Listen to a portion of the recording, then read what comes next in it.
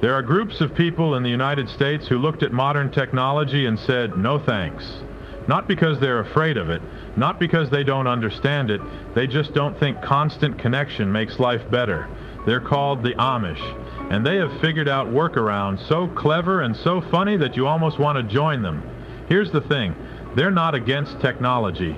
They're against technology controlling them, so every piece of modern life gets evaluated. One question, will this bring our family closer together or push them apart?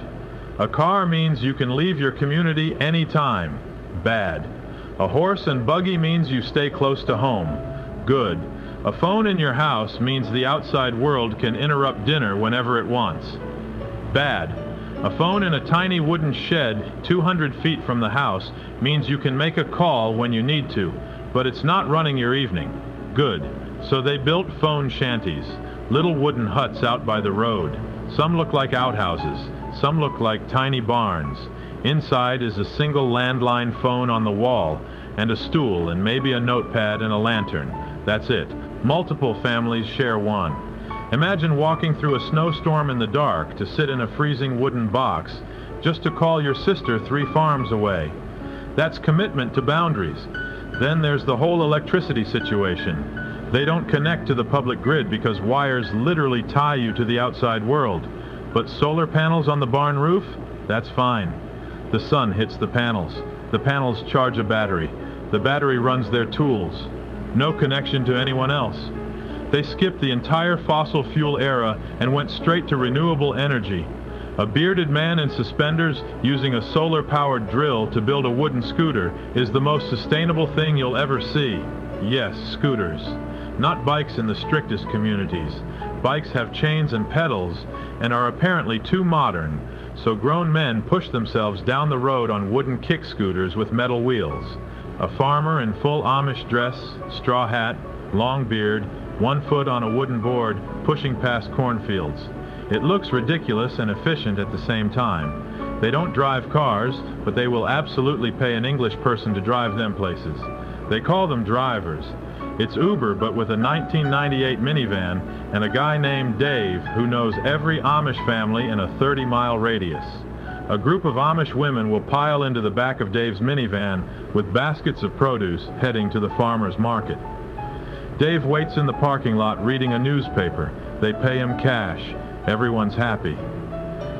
During Rumspringa, the period when teenagers are allowed to explore the outside world before committing to the church, the creativity reaches its peak. A group of Amish boys will pool their money and buy a used car together. Not 1 car each. 1 car shared among 6 teenagers. They park it in a barn miles from home. Saturday night they put on English clothes, drive to town, maybe see a movie, maybe go to a party. Sunday morning the car is covered with hay bales and they're sitting in church in their plain clothes like nothing happened.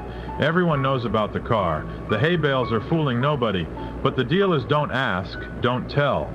They don't take photos of themselves because it violates their beliefs about graven images, but they'll ask a tourist to take a photo of their new horse and mail them a print. The photo goes in a shoebox. The shoebox goes in the attic. Generations of Amish life preserved in disposable camera prints hidden in attics across Pennsylvania and Ohio. Never displayed, never framed, but kept. They don't use computers. But an Amish man running a furniture business will hire an English person to build him a website. He describes what he wants. The English person types. Orders come in through the internet. The Amish man fills them in his workshop using hand tools. Money flows through a system he has never once logged into.